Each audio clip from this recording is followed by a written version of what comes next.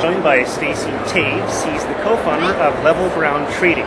Hello. Hello there, Stacey. Now, you have what's known as a fair trade organization. Can you briefly explain what that means? Sure. An FTO, or a fair trade organization, means we're members of IFAT, spelled IFAT, the International Fair Trade Association. It's a network of wholly fair trade committed organizations. There's over 300 members. We're global. Two-thirds of our membership's in the South, in the producer countries who fair trade was all meant to be for. And so the focus on being a fair trade organization is that you're governed by, assessed by, and verified by 10 different standards, which require all of your operations to be fair trade focused. Everything from gender equity to the rights of children being addressed, to bridge financing for producers when they need money in the gap, to the environmental friendliness of your operations. Very holistic in nature. There's over 200 companies in Canada recognized as Transfair licensed. There's only one fair trade organization in Canada that grows coffee, and that's Level Ground Trading. Speaking of your organization, I understand you have a facility in Sanishan, which has over 13 streams of recycling. Yeah, we're based just out of Victoria on Vancouver Island, and our focus since about late 2004 has been just to get rid of anything going to landfill. So whether it's the leftovers from staff lunches, or in the case like this at a trade show where we've got several thousand espresso samples being sampled out, the goal is nothing goes to landfill. Okay. We've got two streams here, right? One's compost, that's compostable cups, stir sticks, and napkins, and then soft plastic, because we have a great dried fruit that's fair trade product we import, and it comes in a food safe wrapper. So those are the two streams. But when you think of polystyrene or styrofoam, there's actually 3 different streams of polystyrene for recycling. One that's food contaminated, one that's not, and one that's packing peanuts. Now, our packing peanuts, if we're shipping out breakable stuff, are corn-based. They don't need to be recycled, but most of our suppliers are. So that's one of those factors you get into. We call it our Beyond the Blue Box program, because most blue box municipalities will have maybe 5 or 6 streams, but take like a whipping cream or an eggnog container, that's called a gable top carton. You can recycle it, but the blue box won't do it. All those polystyrene streams that I talked about, the aluminum foil packages that we sell our product in, they can be recycled. They can be converted to energy, actually, at a waste-to-energy facility, but you got to have a way to get them back. So we're doing that through 100 reclamation station partners across Western Canada, bringing back all of our packages. We're launching it this week on Earth Day at a media event in Victoria. Okay. Yeah. Now, lastly, and I'm going to make sure I get these straight. Sure. You've been awarded the Ethics in Action Award. Yes. A Capital Regional District's Eco Star Award. Yes. And you've just recently been named the Vancouver Island Small Business of the Year. That's right, yeah. What did it take to win those awards? Those have all been staggered in being awarded to us at different times as we've evolved and grown as a company. I think anyone running a business agrees there's always room for improvement.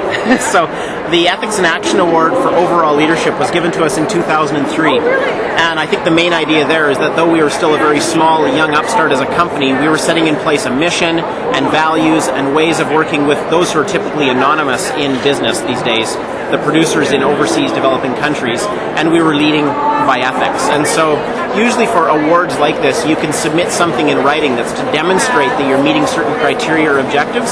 So we basically just build a proposal or nomination bid right around the factors that address these issues for these awards.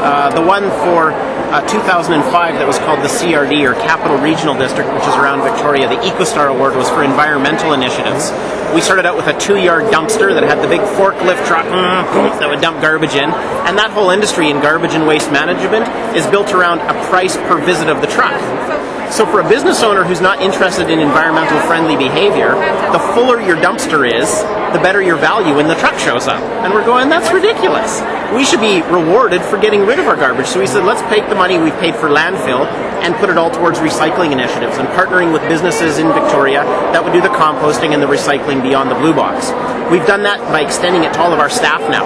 So any of those streams outside the blue box that our staff generate in their households, they bring to work, and at no cost, Level Ground Trading pays for all of that to be picked up and recycled as well. So we've set a standard really high.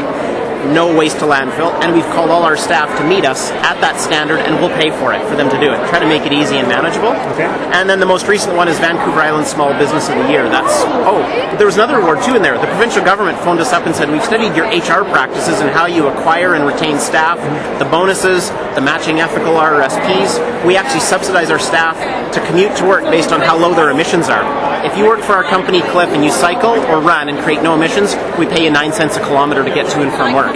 So one of our goals is just decrease the emissions. So we're awarded the Work Life BC Award for Vancouver Island as an innovator in flexible workplace environment. Then the Small Business of the Year for Vancouver Island is just built around all of these ideas. What we're doing with producers, what we're doing with the environment, how we're treating our staff, and just our overall mission. We're profitable as a business, but our focus is impact on producers, and knowing that in the case of, say, Bolivia, where the coffee we're serving here is being sampled, last year, 2014, children had dental care access by the funding of our coffee purchases. In the Mbeya region of Tanzania, where we buy the other coffee we're sampling here, this year there's 663 people getting all their healthcare costs covered through the way our business is designed. And that's not through charity. It's not through donations. It's built into our cost of goods. When we buy coffee from those regions, the farmers' objectives in their community are being met. So we're not cookie cuttering and doing a formula, this works here, it'll work there. It's different in every community based on what the farmers need. And I think that type of willing to grow and stretch and innovate is why we're being viewed as a leader in that regard. Well, congratulations, and thank you very much for your time. Thanks very much, Cliff. We appreciate it. Thank you. Take care. Stacey Toews, he's the co-founder of, let me get this straight, Level Ground Trading. That's right. From the floor of the Epic Sustainable Living Expo, I'm Clifford Shim.